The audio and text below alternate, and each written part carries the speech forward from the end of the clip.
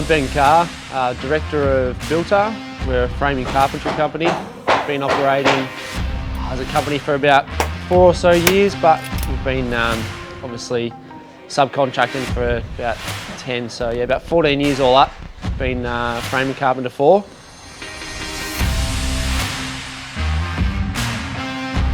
So when I started out on my own, I was literally framing by myself.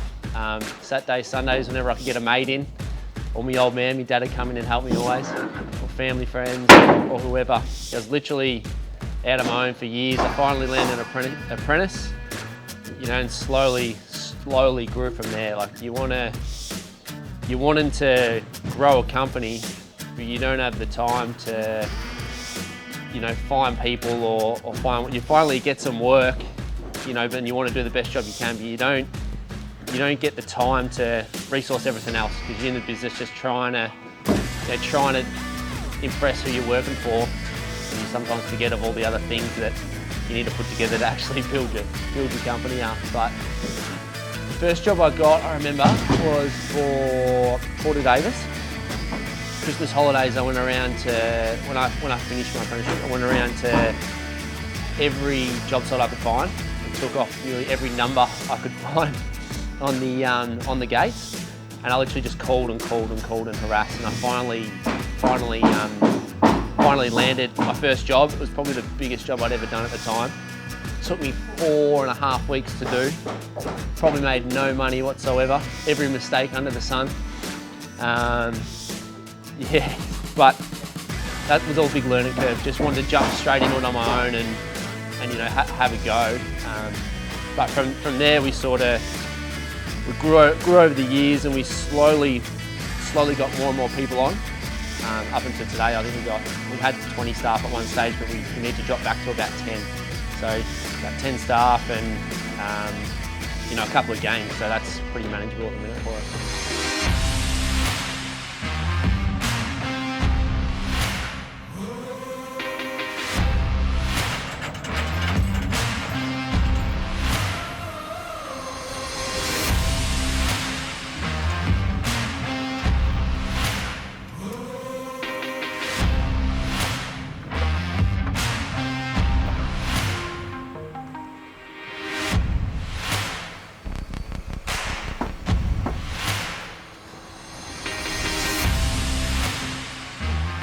You're better off starting smaller, getting a small group of guys, working closely with them, having you know, quality checklists in place, skill trackers in place that you can make up for your staff to simplify it down.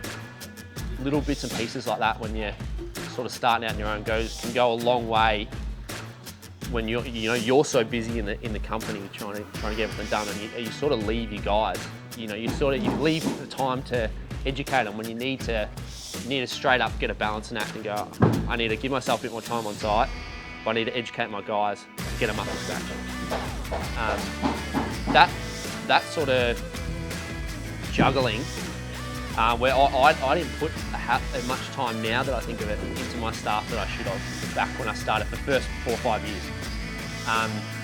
Until I started leaving them responsible for their work and leaving them on site, you know, that's when they started to think, oh shit, you know, I've got to do it all here, you know. You know, that was when I started to realise I could grow it a bit more, when I was putting more and more trust into the boys. Like, yeah, they're learning, but they want to learn as much as you want to learn. Like, they don't just come here to do the same thing. You know, if they do, then, you know, you'll obviously work out who will and who won't, but you got to keep throwing them in the deep end, and then, you know, you got to check. And when we grew to 2, I remember growing the business from nothing, and we grew quick, and it was so busy. And I thought it sort of started going really well. The jobs were really well. Our days were getting shorter, and then I thought I'd jump to 2 crews. And I thought then and there, I'm like, it's not going to be easier. It's actually going to be 10 times harder. I'm going to have to put myself back to the start and go all over again, where I'm like, oh, I've got to do this all again. But the first jump of expansion, I had to work 10 times harder because I had to do my site, and then I had to go back and check the other guy's site to make sure they were all on track at the same time. That was hard. That was hard. That went on for a while. And then we obviously grew and grew and grew, and we ended up growing that big. I think we've done 215 frames or something in 1 year. 4.5 a week, so including doubles and everything. But there was so much going on then. I had no quality control or anything in place. Jobs weren't done right. You know, we're starting to lose out on a lot of work. So we had to drop back. I had no systems or nothing in place, no quality control sheets, no meetings, no barbecues on Fridays, nothing. Just expecting they would do it, and it was that out of control with about 4 to 5 crews that I couldn't even control it all. So dropping back to three crews now, 2.5 to 3 crews, and me being able to leverage off the company and work with on the boys' jobs instead of in there with them all the time. If I need to be in there, I'll come in there for a hand, but otherwise at the minute I've been off the tools and just helping the boys where they need help. And that's, you know, that just comes with time and experience over 10, 15 years, and having that many staff and nearly hitting a point where you nearly go under because you've got so many staff and do so much work, but they cost you more than what you're making. That was a big learning curve. He's growing so quick, and then it nearly all falls to pieces a whole lot. So you got to know your limit. I wish I knew it earlier, but I didn't. Just went with it. Just kept going. Get through it. But yeah, I actually done a business coaching program, and they said you got no systems in place, no wording, no document down. And I just thought, oh, why not get a checklist up? Tick it all off, simplify every single task down, so the boys can learn too and they can have something to work towards. So I've just made that, you know, they sort of mentioned it, but I sort of made that up off my own back on an Excel spreadsheet. Works well. Even our boards we made up, something for the leaders to, you know, use with their crew guys or their apprentices that they've got with them. They can simplify their jobs down for them. So we just got spread stand by everyone, so they're doing upper walls obviously. Pin down, Jimmer's on the pin down. Plumb up, Jimmer and Mac. Bracing, DJ and Paulie D. Tidy up straight away, so plumb brace, tidy up straight away. Loads Mac, bridges Mac. Beams if there is any, Jim and everyone. And then screw down, DJ, that's Mac by the way, and Paulie D. So yeah, it's just itemised, it's not heaps there. The boys get stuck with something like bracing because Paulie's only new, he's only a couple of months in. They'll just ask Jim. So, biggest task of the day up for them up there is spreading and standing, getting that upper plumb and brace. From there they go off and do all their separate tasks. Don't leave walls not stood. The heaviest solid work wants to be done with everyone as a team environment, up plumb brace. And then you can go your separate ways from there.